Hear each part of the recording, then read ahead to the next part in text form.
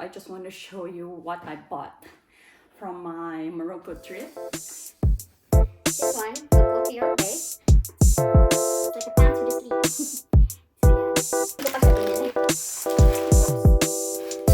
This one I bought. And then, I don't know how you pronounce that one though.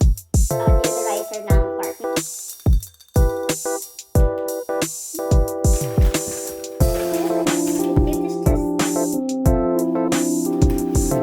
Hindi masyadong pulin. Saka naman ang accent yung ko.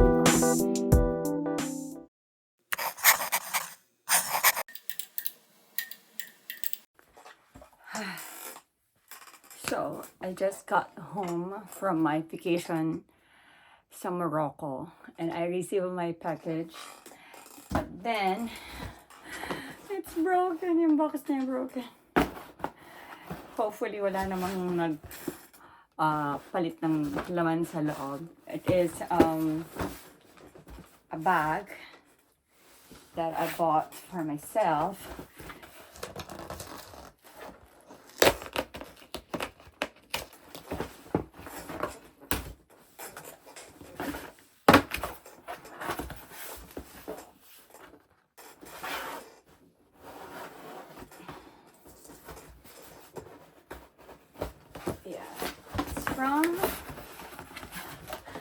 It's from Coach.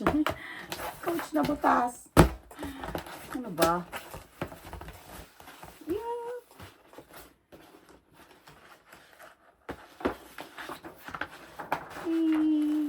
So I got 1 and 2 bags. Because why not? I deserve it. I work hard for it.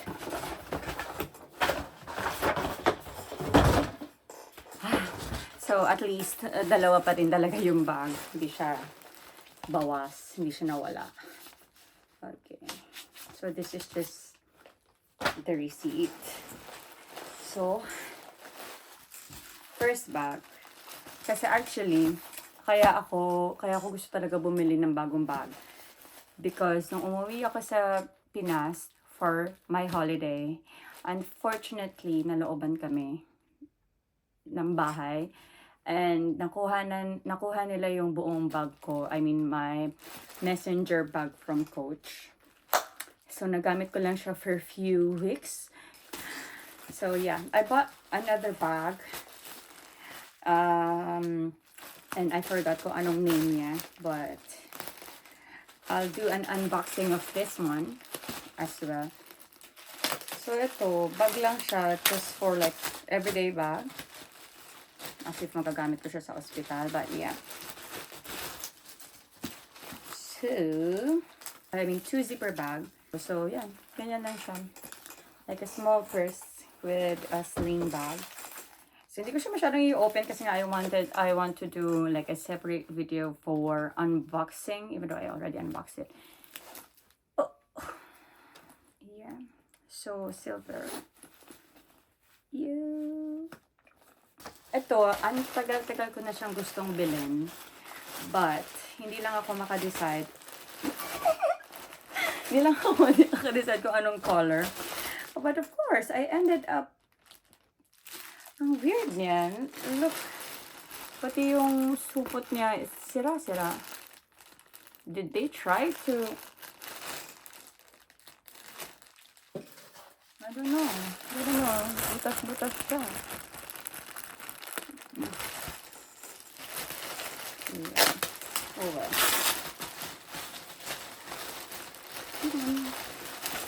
I think it's still okay because it is still sealed. Yeah, so I got... Actually, hindi ako masyadong mahilig sa bag na gold yung mga accent niya. But this one is really pretty. It is clear.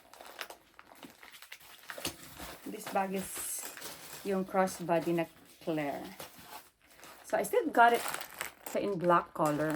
Actually, it's the classic color. The canvas one. Kasi ito talaga yung mga gusto kong color ng bag. Like my backpack. Nagamit ko mag-travel sa Morocco. So yeah. Yung accent is gold. Yeah, with the sling bag. Crossbody kasi siya. Na may zipper. Ang ganda! So yeah, I really just opened it just in case and took a video just in case napalitan yung laman niya or paranoid ako. So yan lang. Thank you. So, if I just want to show you what I bought from my Morocco trip. It's been a while since nung umalis kami, and this is the only time I had to unbox everything. Because, I don't know, quite busy, I guess. First, it does look like, ano lang siya, parang piece of cloth. It is a pants. I don't know if I can demonstrate it to you right now. Pero ito, okay, sige na. So, this one will go to your waist, like this. Then, itatali lang siya, like that. And then, so this another piece will go underneath. Yeah, and then just wiggle. And then you tie it again. So basically, we're just gonna tie it back and in front. And then immediately it'll be a pants. It's like a pants with a slit. So yeah, ganun siya. So, it's really cute, di ba? Siyempre, hindi ko na maaalala kung magkano to, but then next, hindi ko ano yung next ko. This one, I know, I don't know ba't binili ko to doon. So, it's just Takis Fuego. Meron to dito, pero I don't know bakit doon ko pa siya binili. So, let's just taste it then. So, I hope magustuhan ko siya.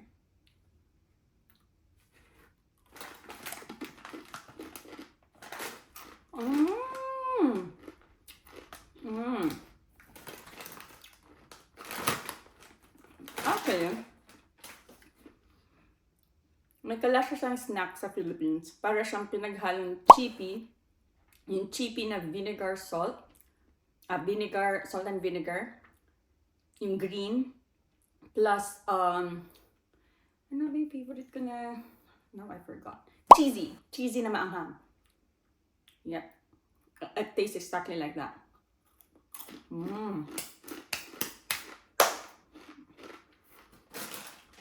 It's good.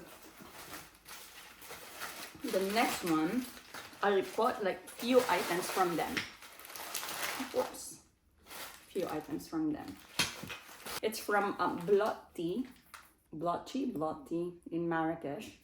So first, I bought this one. I bought from them.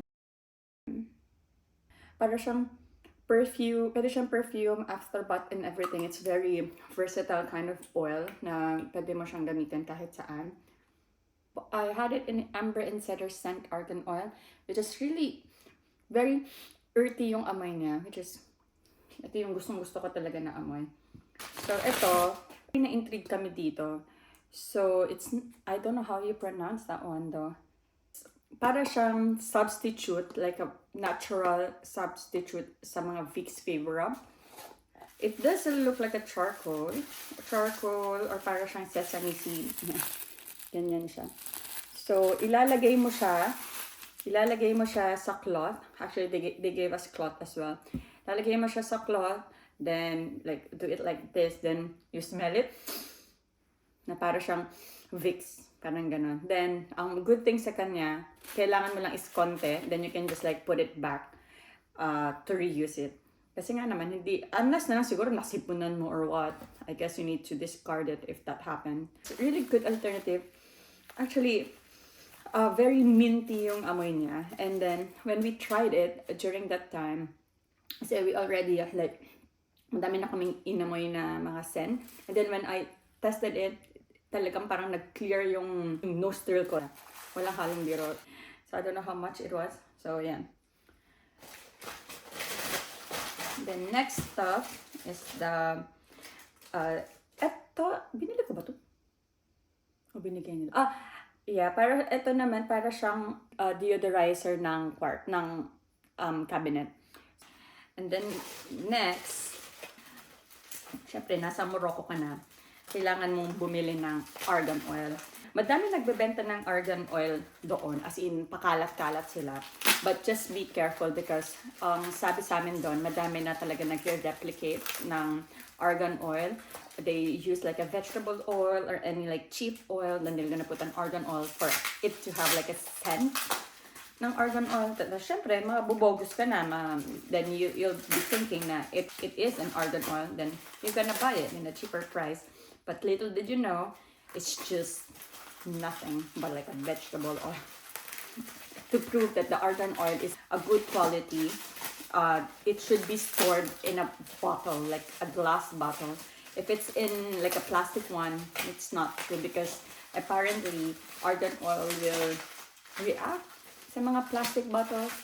That's what they told us. So yeah, make sure that your argan oil should be in a glass bottle like this.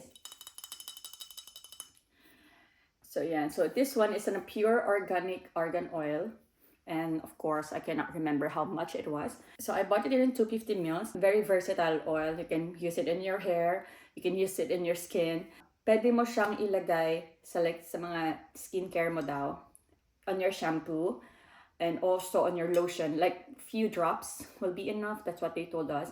Just to make sure na hindi siya magkakos ng irritation in your skin, just make sure to have like a patch test first before you incorporate it on your like beauty products or on your shampoo.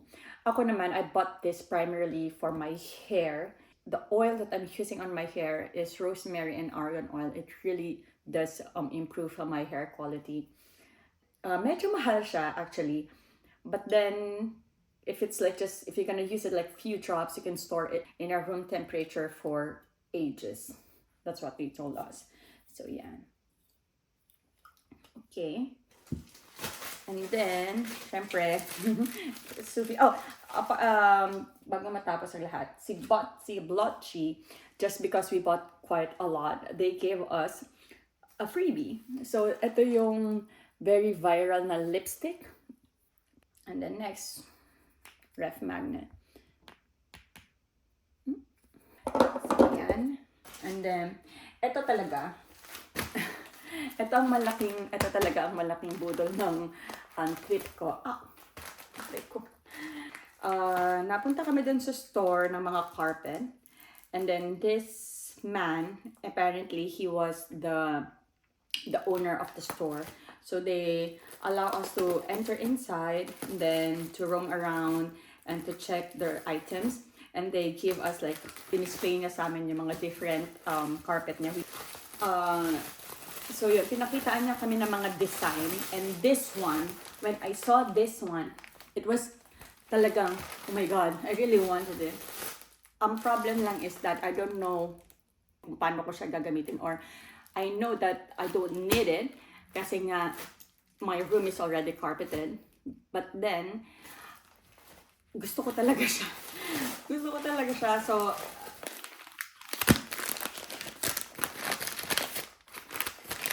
So it was made of black sheep, white and black.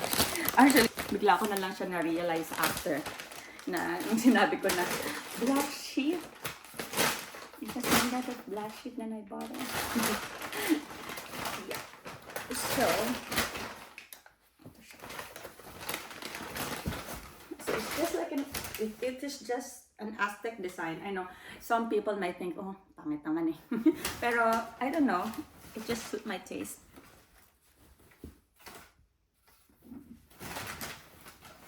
Yeah, so yan. Actually, hindi ko pa din sure kung anong ibig sabihin ng mga design na yan. But yeah, that is the design. And then, this, they claim it, but I believe them as well, that it is handmade. So you can see, hindi masyadong pulido yung likod. So, it doesn't look like it is handmade. I'm planning to put it on my wall para magkaroon naman ng accent yung room ko. So, yun yung mga binili ko sa Morocco. Thank you for watching.